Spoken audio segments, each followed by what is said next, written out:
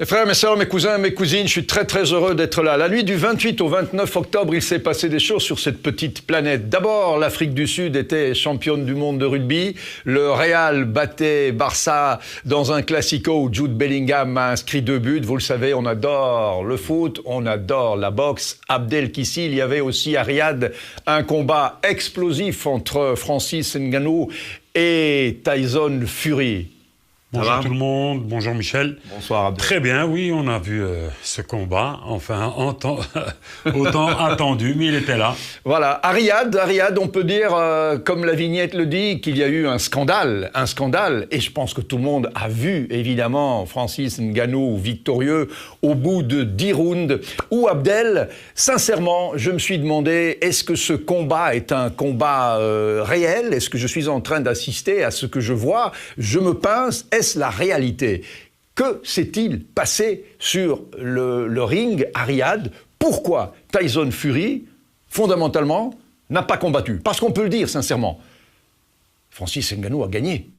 Pour moi, personnellement, comme beaucoup de monde, je crois que la majorité, Francis a gagné. Ça, c'est sûr et certain. Et on va débattre, on va débriefer cela en reconnaissant que Francis est le vainqueur. Et le vainqueur. Alors, il n'y avait pas de titre en jeu, hein, on le rappelle. C'était un combat officiel, oui, mais la ceinture n'a jamais été mise en jeu, et c'est logique.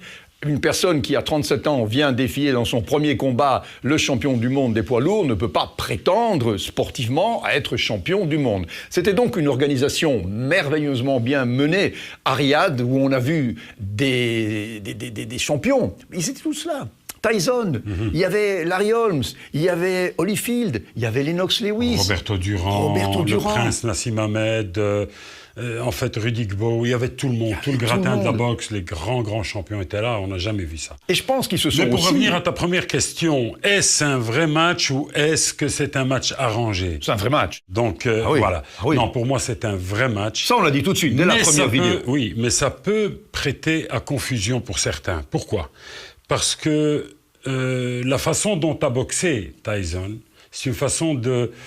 comme si quelqu'un se retenait. Mais il ne se retenait pas parce que le match était arrangé, pour moi, sûr et certain que c'est Francis qui l'a déséquilibré mentalement. Il lui a fait perdre son mental, il l'a fait paniquer et il l'a rendu peureux. C'est ce qui a fait ce combat. Alors, moi, cette attitude qui était j'aimerais, Abdel, que tu nous montres avec Ken, qui est toujours là où il faut. Montre-moi comment, dès le premier round, où on voit que Tyson Fury a envie de pratiquer sa boxe, gauche-droite, d'essayer de directement montrer qui est le patron. Mais qu'est-ce qui se passe au premier round? Mais je ne pense pas qu'il y ait beaucoup de monde, parce que j'ai entendu personne en parler. Mais c'est pour ça que tu es un champion de boxe. Mais c'est même pas ça. C'est parce que c'était vraiment très anodin. C'était, rappelez-vous, regardez de nouveau le combat, revisionnez la vidéo, il le frappe d'un direct du gauche en plein plexus. Juste là. Et c'était le tout premier, je me rappelle, c'était ça. Au moment où lui lance son coup, qu'il apparaît, vous vous souvenez, dans la vidéo, on disait, s'il part les coups, s'il bloque les coups, qu'il reste à bonne distance, il va arriver. Donc là, qu'est-ce qu'il fait? Il nous fait ce coup-là, ce fameux coup. Juste après avoir esquivé sa droite. Et ça, ce coup-là, aussi anodin paraît-il, c'est celui qui, pour moi, a fait douter Francis. Alors, Francis, il met ce coup qui, quelque part, fait penser que Tyson Fury a eu peur. Il s'est dit, aïe, ça fait mal, je vais peut-être pas prendre trop de risques. Et en effet, 1 round, 2 rounds passent, alors le 3e round arrive, et là, il prend... montre-nous ce qu'il prend. Et après, on en reparle. Le 3e round, il prend ce fameux crochet gauche. J'ai dit, fait douter Francis. Non, il fait douter Tyson Fury. Donc, le coup qu'il prend, c'est juste ici, derrière la tempe. Et ça, c'est un coup qui est difficile, très difficile à encaisser. Il est là, il prend ce coup-là. Comment il le prend? Encore une fois, après avoir bloqué paré un de ses coups, et il lui envoie celui-là. Et ça fait ça à cette vitesse-là.